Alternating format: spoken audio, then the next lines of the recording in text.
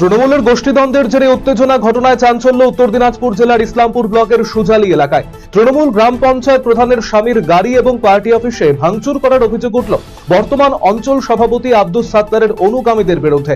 এই ঘটনাকে কেন্দ্র করে তীব্র উত্তেজনা ছড়িয়ে পড়ে। ঘটনাস্থলে মোতায়েন করা হয়েছে বিশাল পুলিশ বাহিনী। ঘটনাস্থলে দমকল বাহিনীর একটি ইঞ্জিন এসে আগুন নিয়ন্ত্রণে আনে। কালিয়াগঞ্জের শান্তি কলোনি এলাকায় শ্রীমতী নদীতে তলিয়ে যাওয়া যুবকের দেহ উদ্ধার হলো রবিবার রাতে। প্রায় 9 ঘন্টা পর জলপাইগুড়ির ডাকগ্রাম থেকে ডুবুরি আসার পরই কালিয়াগঞ্জের শ্রীমতী নদীতে তলিয়ে যাওয়া যুবকের মৃতদেহ উদ্ধার করা হয়। পুলিশ মৃতদেহ উদ্ধার করে ময়নাতদন্তের জন্য রায়গঞ্জ গভর্নমেন্ট মেডিকেল কলেজ ও হাসপাতালের মর্গে পাঠিয়েছে। হেমতাবাদ ইমামবাড়া 40শা মহরম কমিটির উদ্যোগে 40শা মহরম অনুষ্ঠিত হলো রবিবার। শতাব্দী প্রাচীন এই 40শা মহরম উপলক্ষে মেলা অনুষ্ঠিত হয়। প্রতি বছরই মহরমের 40 দিন পর এই মহরম অনুষ্ঠিত হয়। রবিবার গভীর রাত পর্যন্ত মেলায় ভিড় লক্ষ্য করা যায় স্থানীয় বাসিন্দাদের। মেতে উঠেছেন সকলেই। নারী স্বাধীনতার দাবিতে রংতুলি হাতে শহরের রাজপথে নামলেন একদল তরুণ তরুণী। আরজিকর কাণ্ডে সুবিচারের পাশাপাশি মেয়েদের পূর্ণাঙ্গ স্বাধীনতার দাবিতে রবিবার গভীর রাতে রায়গঞ্জে সোচ্চার হলো একটি সংস্থা, যা নামটিও বেশ তাৎপর্যপূর্ণ। মোমবাতি গলে যাক, আগুন না নিভুক। এই সংস্থার ছেলেমেয়েরা এদিন রাতে রংতুলি নিয়ে স্ট্রিট পেইন্টিং এ অংশ নেয়। রায়গঞ্জ পৌরসভার উদ্যোগে এবং ক্যারিটাসের সহযোগিতায় মাদার টেরেসার জন্মদিন পালন করা হয়। মাদারের প্রতিকৃতিতে পুষ্পার্ঘ্য অর্পণ করে শ্রদ্ধা নিবেদন করেন সকলেই।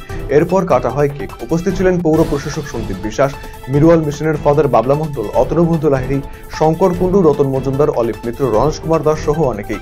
সকলের মধ্যে মাদারের বাণী ছড়িয়ে দেওয়া হয়। আরজিকর কাণ্ডের প্রতিবাদে গর্জে উঠেছে গোটা দেশ। দিন দিন ক্রমশই বাড়ছে আন্দোলনের ঝাঁজ। সমাজের বিভিন্ন স্তরের মানুষজন পথে নেমেছেন। একটাই স্লোগান, উই ওয়ান্ট জাস্টিস। এই আবহেই রবিবার রাতে রায়গঞ্জ শহরের পথে নামেন দেবীনগর দেবীতলা এলাকার মহিলারা। এদিন ভারতের জাতীয় পতাকা হাতে নিয়ে এলাকার প্রতিবাদ মিছিল করা হয়। অবিলম্বে আরজিকরের ঘটনার পূর্ণাঙ্গ তদন্ত করে দোষীদের শাস্তির দাবি জানিয়েছেন তারা। হেমতাবাদ সারদা শিশুতীর্থ এবং বিদ্যা মন্দিরের উদ্যোগে বিভিন্ন অনুষ্ঠানের মধ্যে দিয়ে সোমবার পালন করা হলো ভগবান শ্রীকৃষ্ণের জন্মাষ্টমী। বিদ্যালয় প্রাঙ্গণে কৃষ্ণ সেজে বিভিন্ন অনুষ্ঠানের পাশাপাশি একটি সুসজ্জিত শোভাযাত্রা হেমতাবাদ সদর এলাকা পরিক্রমা করে। বিদ্যালয় প্রাঙ্গণ থেকে শুরু হয়ে শোভাযাত্রাটি পুনরায় বিদ্যালয় প্রাঙ্গণে গিয়ে শেষ হয়, যেখানে বিদ্যালয়ের ক্ষুদে পড়ুয়াদের পাশাপাশি শিক্ষক শিক্ষিকা এবং অভিভাবকেরা পা মিলান। রমণীকান্ত রায়, বিশ্বনাথ বসাক সহ অন্যান্যরা উপস্থিত ছিলেন এদিনের অনুষ্ঠানে। সোমবার শ্রীকৃষ্ণ জন্মাষ্টমী। দুধিহান্ডি সহ বিভিন্ন ধর্মীয় অনুষ্ঠানের মধ্যে দিয়ে পালিত হলো ভগবান শ্রীকৃষ্ণের জন্মাষ্টমী। এদিন গাজলের সারদাপল্লী এলাকায় মনমোহন শ্রীমতী দেবী সরস্বতী শিশু মন্দির এবং মুকুন্দলাল রেণুকা বালা সরস্বতী বিদ্যা মন্দিরে জন্মাষ্টমী উপলক্ষে ছাত্রছাত্রীদের নিয়ে কৃষ্ণ সাজা প্রতিযোগিতা অনুষ্ঠিত হয়। এই প্রতিযোগিতায় শতাধিক ছাত্রছাত্রী কৃষ্ণ সেজেছিল। এবারে এই অনুষ্ঠান 25তম বর্ষে পা দিয়েছে।